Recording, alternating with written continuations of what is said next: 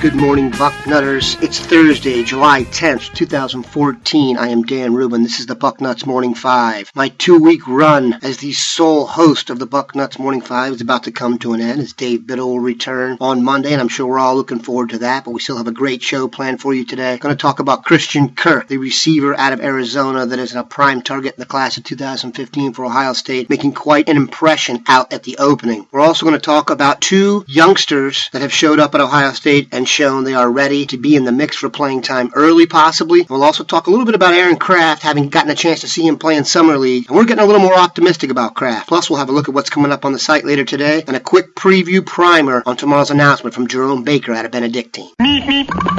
Okay, for those of you fortunate enough to have ESPNU, you know that the opening has been broadcast last night with some 7-on-7 action, and we got a first chance to really see Christian Kirk in action since he's been out of the opening, and good gracious, it was impressive. I need to reevaluate my own personal board after seeing this. Sometimes when you see guys in person, it really makes an impact, and Kirk was just spectacular in the 7-on-7s. He was actually working, unfortunately, I guess it is, with future Texas A&M quarterback Kyler Murray. It's definitely true that the 7-on-7 approach favors guys like Kirk, but he showed the ability to go long, to go over the middle, to catch the ball in the flat and break tackles.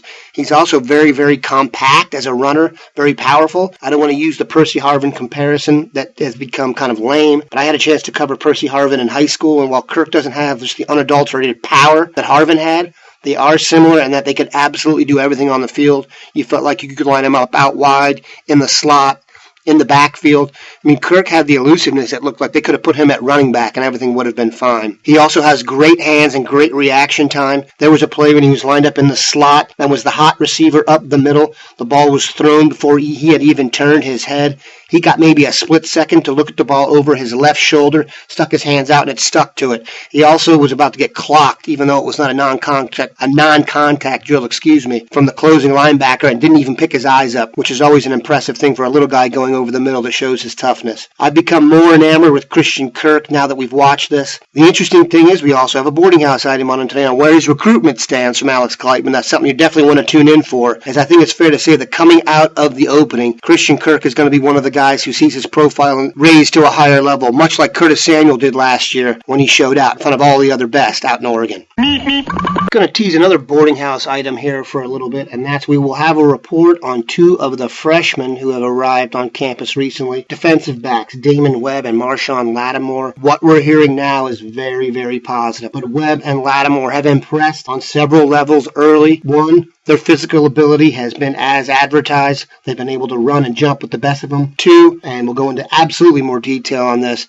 they've got the attitude you need to be a tough corner, man up against the best early on. Neither one is backing down from any of the competition. We're getting word they may be in battle for playing time early. That's certainly a great sign. There's no question that linebacker was an issue on this team, and you can tell over the recruiting, and we've talked about this over the past 18 months, has replenished that position. I don't think we've reached that confidence level for the secondary, projecting them out right yet, but these two young guys could very much help in that department. We talked a couple days ago on the BM5 about Aaron Kraft and his quest to make the Philadelphia 76ers via the Summer League. Got the chance to watch him in a couple games. I'm more impressed with Kraft than I thought I'd be. Obviously, we all know about his defense, but I'm not going to say surprised me because he did this against Michigan State last year in one of their wins. He's a much better offensive player in the pick and roll than I expected. The NBA does so much pick and roll. Kraft has shown the ability to get the ball to the right guy when he's doubled. Now, he's going to have to work on his finishing around the basket, and he's obviously going to have to work on his jump shot because eventually they're just going to go below the screen. But his ability to run the pick and roll harkened me back to that game where he had Adrian Payne, first-round draft pick, trapped constantly and deciding whether to help. I think Kraft has shown enough in Summer League that he'll be able to run an offense and run the pick and roll, which is about at least 50% of every NBA offense.